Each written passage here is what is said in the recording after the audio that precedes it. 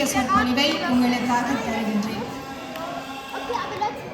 முதற்கண் இந்த அருமையான வாய்ப்பை தந்த இந்த சிவன் கோவிலினுடைய நிர்வாகத்திற்கும் நமது நன்றியை தெரிவித்துக் கொள்கின்றேன். சிவபெருமான் என்றால் நமக்கு முழு முதற் கடவுளாக விளங்குபவர். அவனின்றி அணு கூட அசையாது என்பார்கள். அணுவை பிரித்து பார்த்தால் போற்றோம் நோய்ற்றோம் என்று இரண்டு வகையாக இருந்தால் கூடி அதற்குள்ளும் ஆதியும் அந்தமும் இல்லாத ஒரு அருட்பெரும் ஜோதி என்றால் அது சிவபெருமானாகத்தான் இருக்க முடியும். அந்த சிவபெருமானை பற்றி நாம் நோக்கிய பார்வையை கொள்கின்ற பொழுது அவருக்கான ஒரு ராத்திரியாக விளங்குவதுதான் இந்த சிவராத்திரி.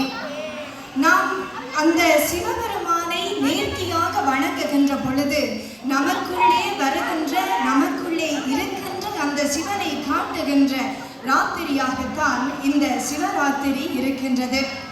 எல்லாருக்கும் தெரியும், கைத்தொலைபேசியில் வந்து நமக்கு எவ்வளவு தூரம் அதற்கு ஒரு மின்சாரம் இருக்கின்றதோ அவ்வளவு தூரம்தான் அதை நாம் காற்ற முடியும், அல்லாது அதை பாதிக்க முடியும். இணையத்தை பார்த்து கொண்டால் அந்த இணையத்திற்கான தொடர்பு இருந்தால் மாத்திரம்தான் நாம் அந்த கைத்தொலைபேசிக்கான ஒரு பாவனை நமது மனத்தியாளங்களாக அதிகரித்து கொண்டு செல்லும். அப்படி நாம் இறைவனோடு லயித்து இருக்கையில் நமது மனதிலே இருக்கின்ற எண்ணங்கள், நமது கண்கள் எல்லாம் அந்த இறைவனின் பால் நோக்குகின்ற பொழுது மாத்திரம்தான் எனக்கு அந்த தொடர்பு கிடைக்கின்றது. இந்த ராத்திரியில் நாம் விழி மூடாமல் விழித்திருந்து நாம் அந்த இறைவனை நோக்குகின்ற பொழுது அந்த தொடர்பு நமக்கு கிடைக்கின்றது. எப்படி நாங்கள் நமது கைத்தொலைபேசியை அதற்கான சார்ஜ் போட்டு ஏற்றிக் கொள்வோமோ அப்படித்தான் நமது உடலுக்குள் இருக்கின்ற அந்த அங்கங்களுக்குள்ளே இருக்கின்ற அந்த சக்தியை நாம் உருப்படுத்தி இருப்பதற்காகத்தான் இந்த வழிபாட்டு முறைகளை நாம் கொண்டு வருகின்றோம். நீங்கள் அபிஷேகங்கள் ஆராதனைகளை பார்த்திருப்பீர்கள். எத்தனை பொருட்களை வைத்தெல்லாம் நாம் அந்த இறைவனை ஆராதிக்கிறோமோ அத்தனையில் ஒரு சொட்டு கூட அந்த சிவலிங்கத்தில் நிர்ணயமாய் நிற்பது இல்லை. அனைத்துமே நிராசையாகிவிடும். அப்படித்தான் நமக்கு தோன்றுகின்ற எண்ணங்கள் கூட அந்த இறைவனினுடைய ஒரு நொடி விழித்திரையில் நாம் படுகின்ற பொழுது நிச்சயமாக அது நிர்மூலமாகிவிடும். எதையும் நாம் எதிர்த்து கொள்ளுகின்ற ஒரு சக்தியை அந்த சிவனே நமக்கு தருவார். எப்படியெல்லாம் எந்தெந்த யோசனைகளில் அல்லது எந்தெந்த துன்பங்களில் நமது துயரங்களோடு நாம் ஒரு ஆலயத்துக்கு வருகின்ற பொழுதும் அந்த மகாதேவனுடைய அருள் கடாட்சத்தை நாம் பெறுகின்ற பொழுது அத்தனையும் நமக்கு மகிழ்வாகவே வருகின்றது. அதனால்தான் சைவ சமயத்தில் நாம் திருநூறை எழுகின்றோம். அந்த மூவேந்தர்களை போன்று முக்கடவுள்களும் நமக்கு அருள் புரிகின்ற பொழுதும் சுடலையிலே இருக்கின்ற தெய்வமாக அந்த சிவபெருமான் இருக்கின்றார். எப்படி ஆட்களே இல்லாத ஒரு பகுதியில் இருக்கிறாரோ அப்படித்தான் நாம் துணையின்றி தவிக்கின்ற பொழுது எல்லாம் நமக்கு துணையாக இருக்கும் ஒரு தெய்வமாக அந்த சிவன் இருக்கின்றார்.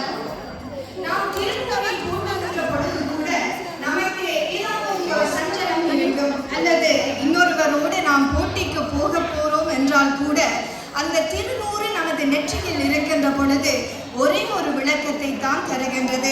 எது நமக்கானது என்பதை அந்த இறைவன் வகுத்திருக்கின்றான். ஆனால் அதை தாண்டியும் நாம் கொண்டு செல்ல போவதும் ஒன்று இல்லை, நமக்கென்று நிலையானதும் ஒன்று இல்லை என்பதைத்தான் அந்த சிவன் அந்த திருநூற்றினுடைய மகிமையின் ஊடாக சொல்லிக் கொள்கின்றார்.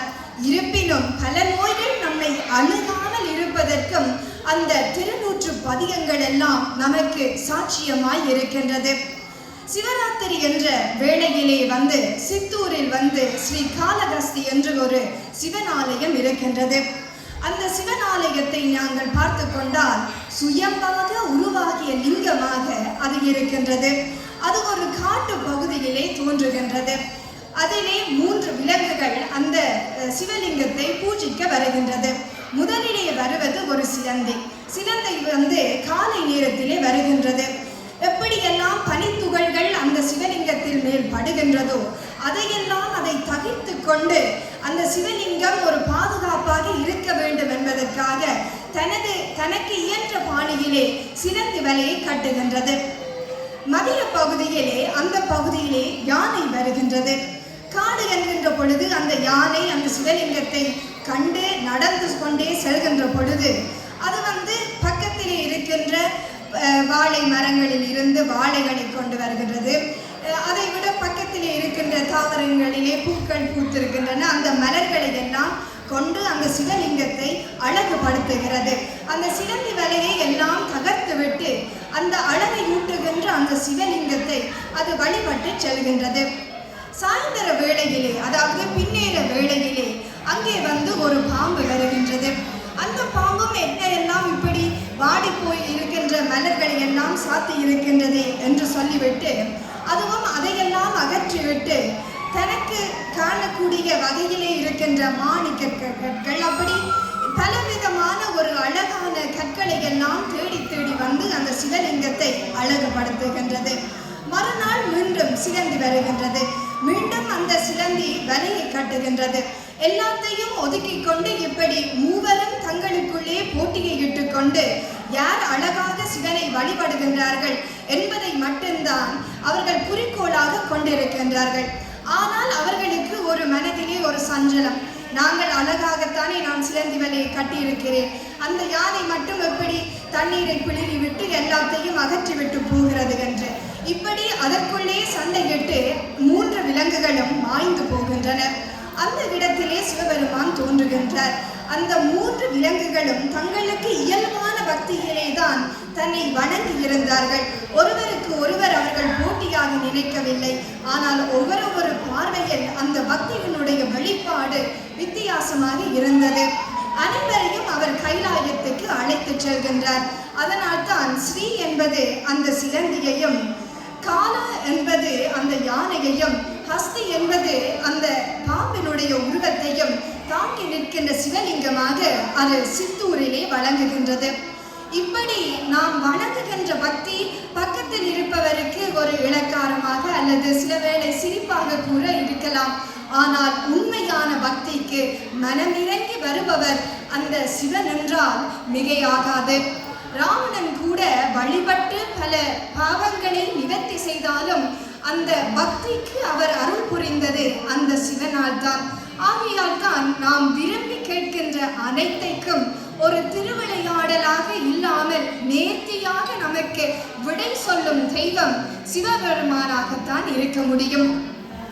இப்படித்தான் சிவபெருமானினுடைய தலையிலே கங்காதேவி அமைந்திருக்கின்றார்.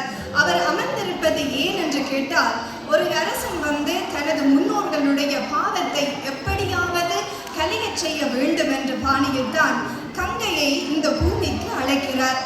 ஆனால் மேலோகத்திலே இருக்கின்ற கங்கை மிகவும் வீரியமானவள்.